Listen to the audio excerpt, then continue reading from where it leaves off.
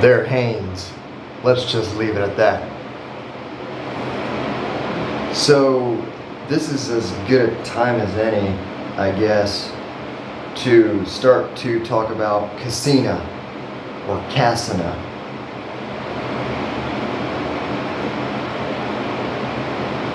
So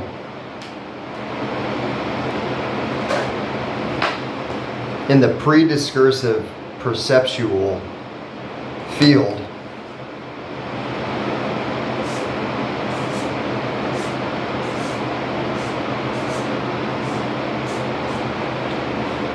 which works through the nervous system. Now, is that backwards? It's backwards. It's because I have the camera set to inversion. Maybe we'll fix that. That's PDPF. Yeah, it's backwards. Well, put this in a mirror or something. Do what you have to do if you can't understand it. So, the prediscursive perceptual field is the subordinate to karmic experiences that are stressful, and subordinate to pleasant experiences, even attainments in the discipline. Subordinate to that, beneath that, underneath that, precedent to that is the prediscursive perceptual field. Now, close your eyes and in meditation, so close your eyes, and when you meditate long enough every day, commit yourself to at least 2 hours a day. You can do 45 minutes of sitting and an hour and 15 minutes of walking. I used to do that quite a bit. And the more you meditate, the more the mind will reveal this prediscursive perceptual field, which is closer to what programs the nervous system to respond to what the eye takes in. Now,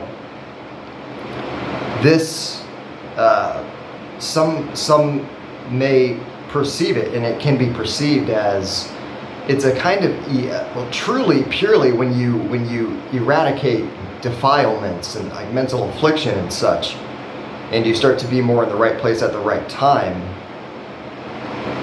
the closer you get to truly honoring the Dhamma, the more purified there is this, some may call it energy. I don't affirm the reality of energy, so I don't like the word energy, but some may call it an energy. You can perceive it with certain substances like mushrooms. And that, the purest elations that a person experiences is actually by perceiving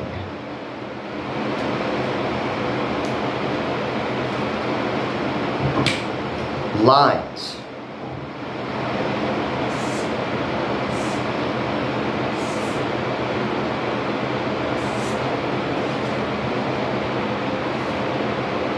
That's not backwards or frontwards, inverted or not. Those are just lines. And you don't know what they mean, so you can't judge whether it's backwards or forwards, inverted or not. Now, that's happening in the prediscursive perceptual field. Now, it might not be, that's a representation of it. Now, when it's actually happening and you're not aware of it, it happens, but nobody sees it. It's like a computer. All of these functions are being executed very rapidly, and what you're doing on the computer, well, your programmers and those who work with the hardware and all of that, they might understand that every second the computer is doing a lot. And when you go in to actually see what it's doing, you can actually see the coding that gives rise to it. Now, is that coding actually there? Well, the picture of it on the screen isn't there when it's working. And so, these lines, okay, Let's draw some more.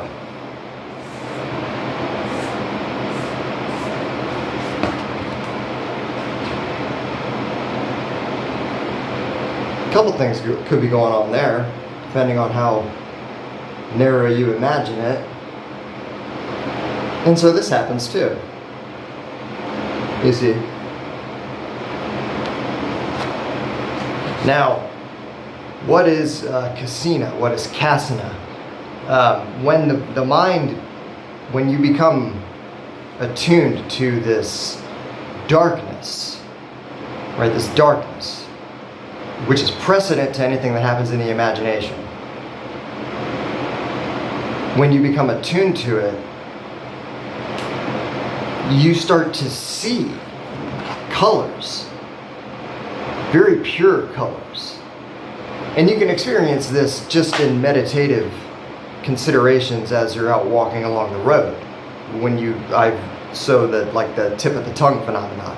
Well, you notice that when you retreat into the mind to observe what's happening in the mind during the tip of the tongue phenomenon, you can actually see a rather abstract, kind of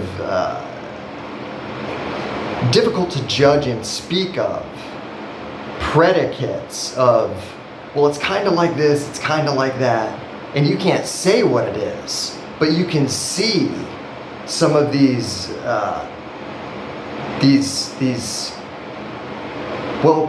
prejudgmental features of it that are very, very much presented to the mind, but that people don't usually speak of because they're more abstract and they're more of the essence of the thing and more about what the thing has in common with other things. These general kind of predicates or these general features of what it is that you're seeking. It's got stuff in common with other things, right? Like sinister or green or outside or something. These are all like clues, and you can see using the mind uses color to depict these things. You see, and so you'll start to see now. This is why we're bringing it up now, by the way.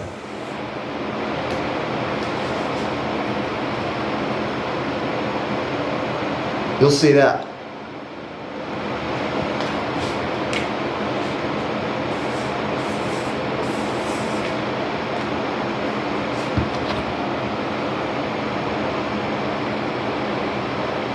And this smaller circle emanates, radiates into the larger one, like a smoke ring. You'll see it. Now, that is sometimes called the divine aperture. Coalesces into your inner vision. It's golden colored, actually. Now,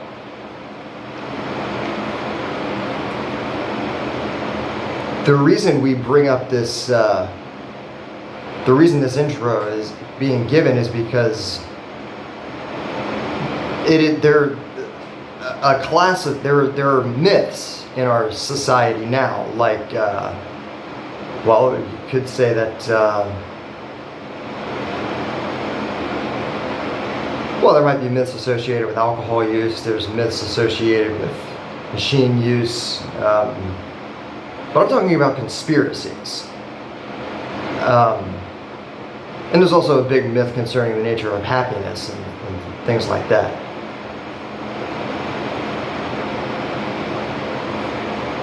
But now,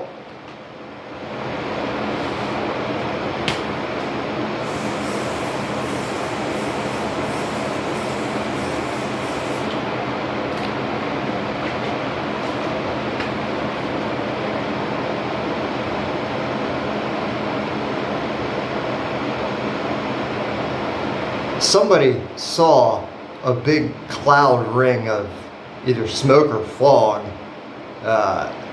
took a picture of it and called it a portal. I don't know where it was. That's why we're talking about this.